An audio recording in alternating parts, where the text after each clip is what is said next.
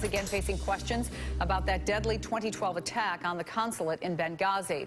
As we speak, another House hearing on Benghazi with Darrell Iss's Oversight Committee happening in Washington.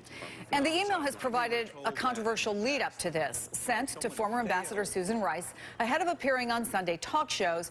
White House aide Ben Rhodes outlined a goal to, quote, underscore that these protests are rooted in an internet video and not a broader failure of policy. Now, Republicans consider this a smoking gun. The White House is firing back, insisting that email was about a broader Mideast policy, not just about Benghazi. This was not, it was explicitly not about Benghazi. It was about the overall situation in the region, the Muslim world, where you saw protests outside of embassy facilities across the region, including in Cairo, Sana'a, Khartoum, and Tunis. Let's get right to our company. Politico chief investigative reporter and author of the upcoming book, Big Money, Ken Vogel, and Republican pollster and former executive director of Texas Republicans under then-Governor George W. Bush, Chris Wilson. Good morning, guys. Hey, Chris. So, Ken, you know what the White House argument is? It wasn't applicable to this specifically, to Benghazi. There were tons of documents released on that. Of course, on the other side, it took a Freedom of Information Act request to get this released. What's the bottom line here?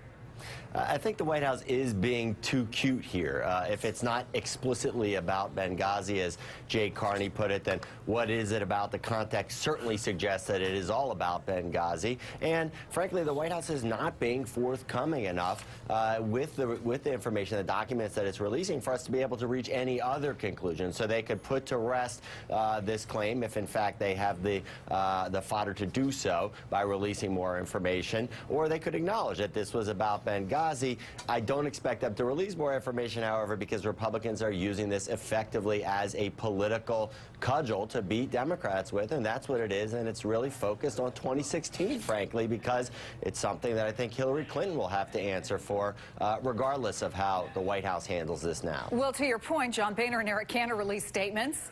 Now, Virginia Congressman Frank Wolf sent a letter to Speaker Boehner calling for a select committee to conduct an investigation. Chris, is this an issue, though, where any minds are going to be changed or votes are going to be won? Is there a danger for Republicans in overreach here, or, if nothing else, in taking the conversation in a place that really isn't going to help them at all?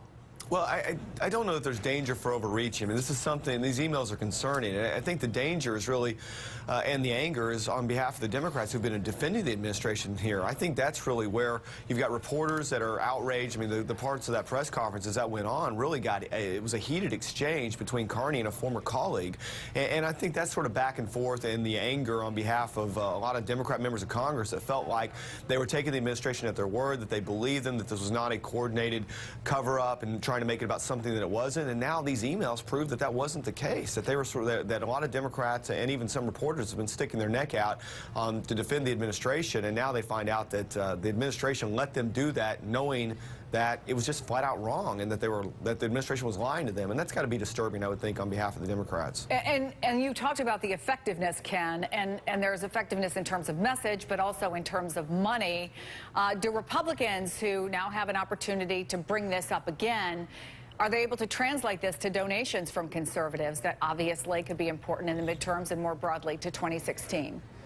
I think so, Chris, and that's really one of the main purposes, I think, of Republicans, is to rally their base, because, as you suggested, they're not going to convince a whole lot of persuadable voters that Benghazi either is a major voting issue or it's something that will cause them to change their mind on party affiliation. It's more about rallying their own base, raising money, and, again, looking towards 2016 when they have a potentially formidable Democratic presidential candidate in Hillary Clinton, for whom this is a legitimate issue that she will have to address. And so, setting aside the politics, there also is an underlying real issue that is potentially a real problem for Hillary. Yeah, and speaking of the Clintons, the former President Bill Clinton was defending his economic policies in, I guess what you'd call a robust speech to students at Georgetown yesterday. I want to play just a little clip of that. In all the so-called prosperity of the 1980s, only 77,000 of our fellow Americans moved from poverty into the middle class. In the 90s, 100 times as many, 7.7 million people, did. That was policy. Chris, is this part of the concern that Republicans have about Hillary Clinton? Is it the whole legacy question of Bill Clinton and for what a lot of people remember as a much better economy than we've seen?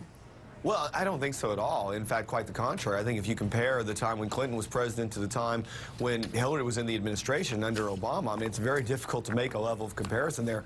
And to be honest, I don't think that Bill Clinton emphasizing the success his administration had economically does his wife any favors unless he's going to come forward and make some sort of claim that she was directly involved in that. And that would be a lot of revisionist history, since at the time they were claiming the opposite. And so I don't think that that really does in any way play into it. That's part of this. This is the Bill Clinton sort of rebuild my legacy tour. And it's smart on his part. We've seen the same thing take place from Jimmy Carter, and he spent the last 20, 30 years trying to do that, and now Clinton's doing the same thing. And it's not surprising. It's what former presidents do. But I have to ask you really quickly, since you write so much about money, what about this argument that he's making, and how much of it could have an impact on Hillary? I think it could have a huge impact on Hillary. This was sort of part of the trap that the Clintons had during the Obama administration, even as they seemed to be positioning Hillary for a potential run. They had to speak to the Obama. They had to be respectful of the Obama administration. They had to tout her time in the Obama administration. Now we see what I think was a central part of her 2008 campaign, that times were better during the Clinton administration, coming back to the fore. And I think we're going to see a whole lot more of that as Hillary continues to sort of test the waters of a presidential campaign. Ken Vogel, Chris Wilson, great conversation, guys. Thank you. Thanks, Chris. And if you read only one thing this morning, a New Hampshire newspaper is getting some backlash after a cover story on successful local women.